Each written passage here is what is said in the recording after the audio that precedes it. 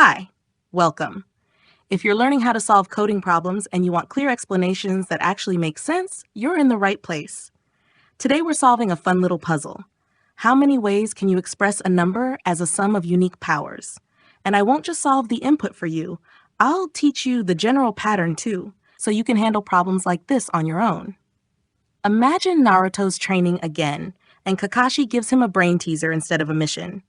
He says, build a chakra level equal to N, but every ninja's chakra must be raised to a certain power. Naruto's already confused, so he calls in Shikamaru.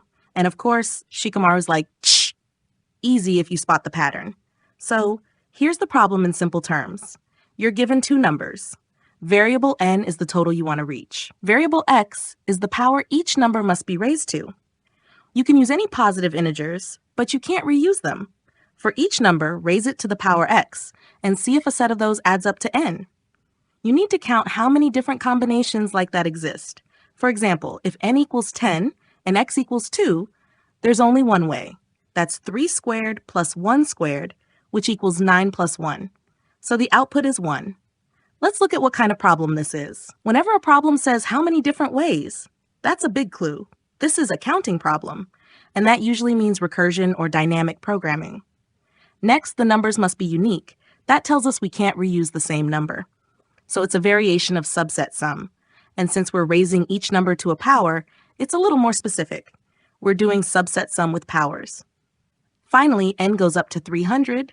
That's not huge, which means recursive solutions with memoization are safe and fast here. If n was much bigger, we might look for a faster mathematical trick. But here, recursion is perfect.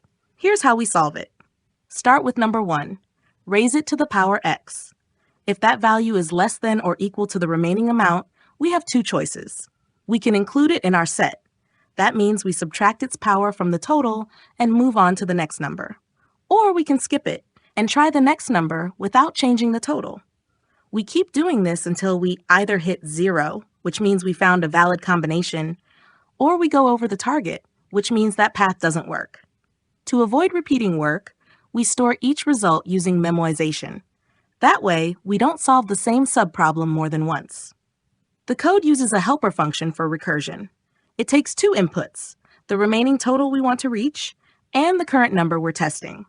First, we check if the total is 0. If it is, we return 1. That means we found a valid combination.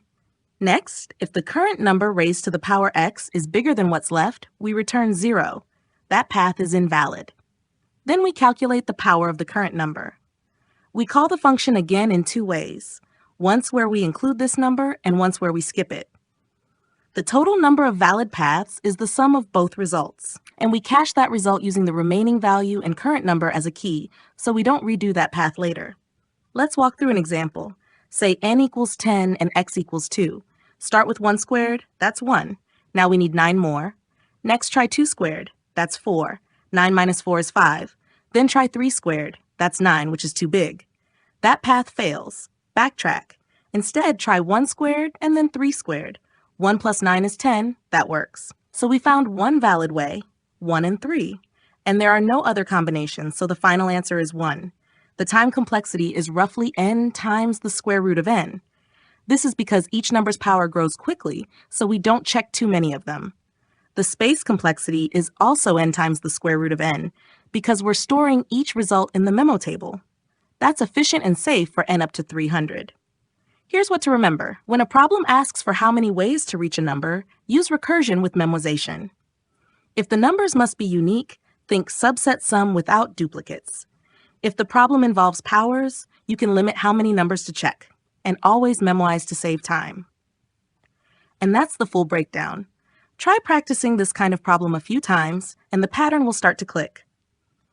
If you want me to walk you through another one like this, just paste the next problem, and I'll explain it the same way